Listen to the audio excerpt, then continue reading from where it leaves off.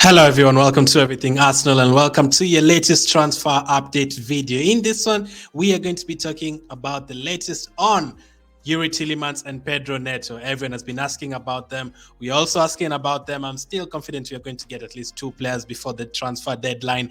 Obviously, we're expecting more news next week, but there is a couple of articles from today talking about those two players. So let's get started with Pedro Neto. So according to reports, Arsenal will focus on signing a new winger following Nicolas Pepe's loan move to Nice. Pedro Neto is the first choice for the club, while the player is tempted by the move, but it is not an easy deal to do with Wolves at all. That is according to Fabrizio Romano. So we all know that Pepe has moved out on loan to Ligue 1 with Nice, so that's creates space on the right side. Right now, we only have Saka and Marquinhos.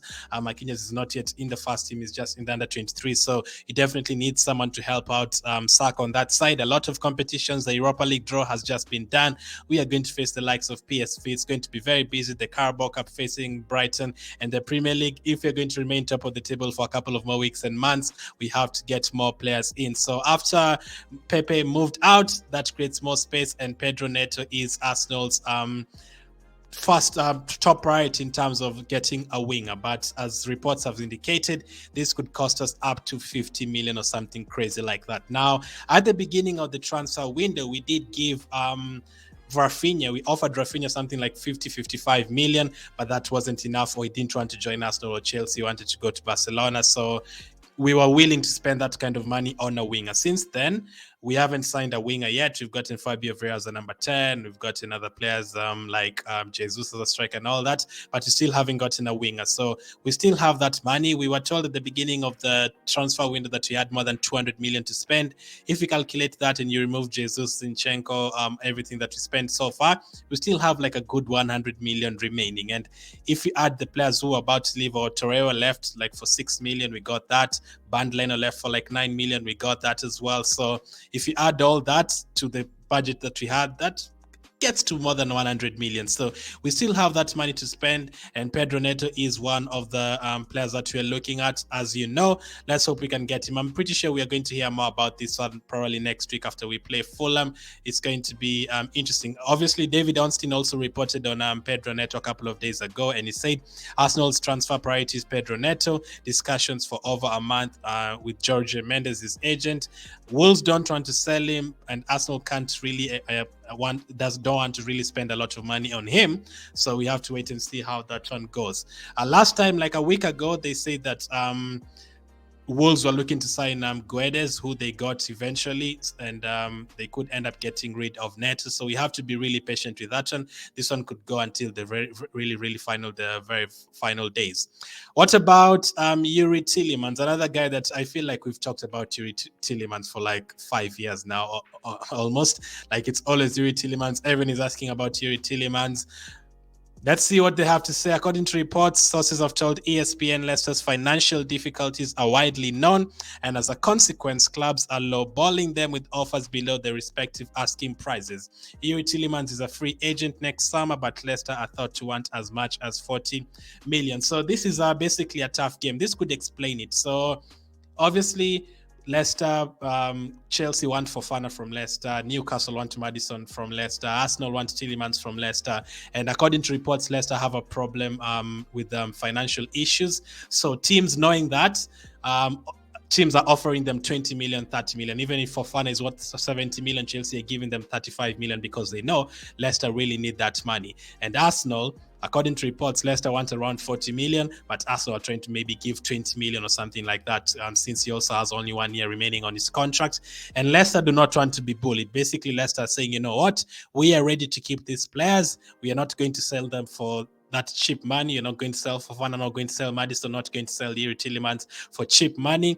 They're staying hard. So basically, maybe the reason why Arsenal is waiting for has been waiting for all this while, maybe they're waiting for Leicester to, just say, okay, we'll take the 25 million for Tielemans, you can have him. Maybe Arsenal have been waiting for Leicester to budge, basically. So again, according to more reports, Leicester likely will be dropping their asking price for Tielemans to prevent them losing him on a free next summer. So if Leicester don't sell him right now, they risk the potential of losing him on a free next summer. So maybe that's why we are waiting until the next week, the last week. Maybe on Tuesday or Wednesday, we hear Leicester have told Arsenal, you know what?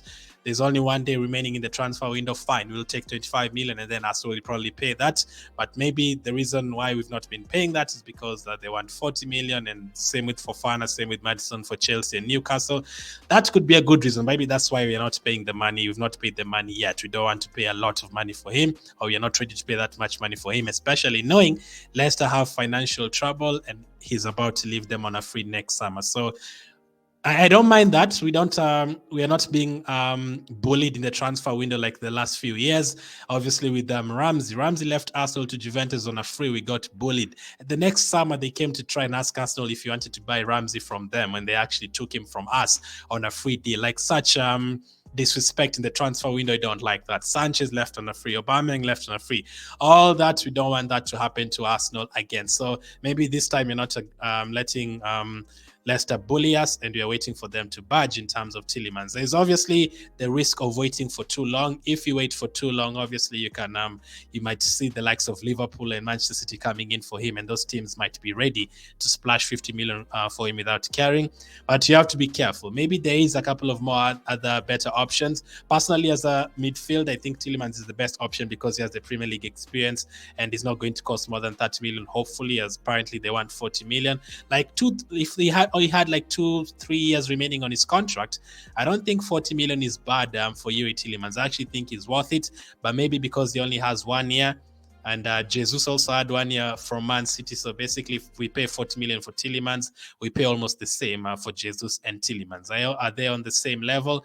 I think Tielemans is good in midfield. I think Jesus is good up front, but I think Jesus has that higher quality because he's played for Man City. So we have to be very, very patient with this one. There's still we still have Saturday, Sunday, Monday, Tuesday, Wednesday, and Thursday. Those are 6 days for the transfer window. I'm sure we won't be hearing anything much on Saturday because we have a game, and also on Wednesday against Aston Villa, another game. So we basically have like 4 days to get everything done. Personally, I feel like we're going to get one player through the door and another one on loan. So one signing and one loan deal. That could happen. So that's the latest on Youri Tielemans and Pedro Neto. Since Pepe has left for Nice, we have space to get in another winger.